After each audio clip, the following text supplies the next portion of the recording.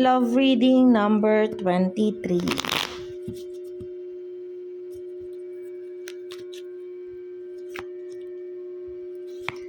Sabi dito sa cards na wala ng guidance ni universe, no?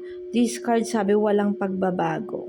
This card say na may maling gawa yung lalaki, pero sa kabila ng maling gawa ng lalaki at pagiging pagkawala ng guidance ni universe o nawala ng pagka-alignment ni universe, yung babae is naghahangad pa rin na magkaroon ng pagkakataon para maiayos kung ano yung mga mali, no?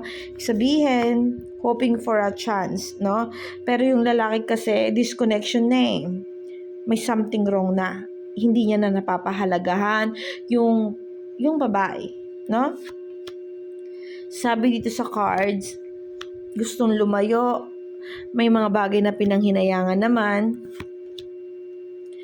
pero nami-miss kasi yung opportunity para makapag-move forward, no, si girl, no?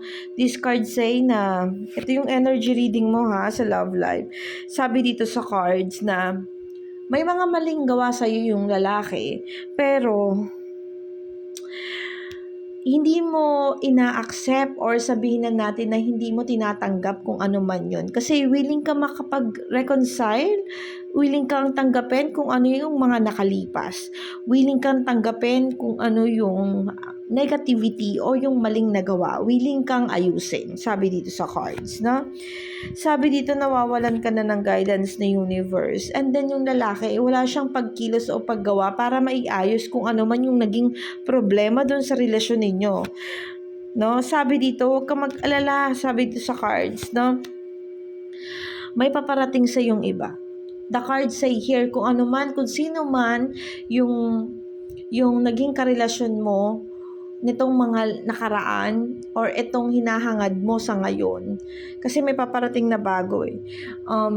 Ng energy ng love life mo today is hindi na maibabalik pa kung ano yung meron eh, hindi na magiging okay, kasi parang si universe na talaga ang gumawa ng way para putulin na yung pag-asa mo na maging maayos pa yung tumatakbo dun sa relationship ninyo, no, or dun sa pagiging kayo. This card say na hindi talaga siya yung para sa'yo. Kasi nakita ko dito na kahit na anong willingness mo na maiayos yung takbo ng relationship nyo, yung kung ano man yung willingness mo para magkabalikan kayo o maiayos pa kung ano yung kaguluhan tumatakbo sa inyong dalawa, hindi naman nakikipag-cooperate yung lalaki. Wala naman pagkilos o paggalaw. Tignan mo dito sa cards mo ay nakabaliktad na. Sabi dito sa cards, wala nang guidance yung ano mo, yung paninindigan mo para maging okay kayo. Sorry ha, pero ito yung sinasabi ng cards, no? Huwag kang mag-alala. These cards kasi minsan talaga dumarating sa tadhana ng buhay natin na kailangan natin i-let go yung mga taong akala natin na para sa atin. Pero hindi naman yun talaga yung itinadhana sa atin, no? Masakit man or sabihin natin na hindi man maganda para sa pakiramdam natin. Pero ito sabi dito sa cards, huwag kang mag-alala, may paparating na bago sa iyo, no?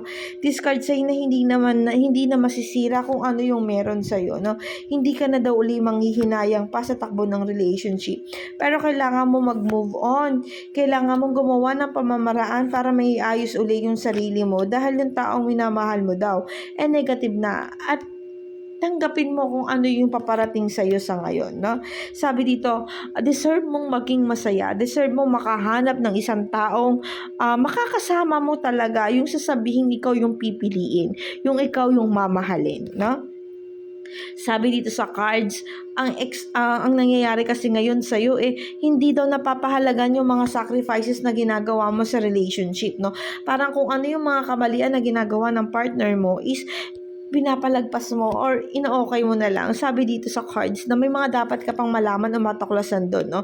Sabi dito, gumawa ka daw ng paraan para matapos bigyan mo ng kalakasan ulit yung sarili mo, no?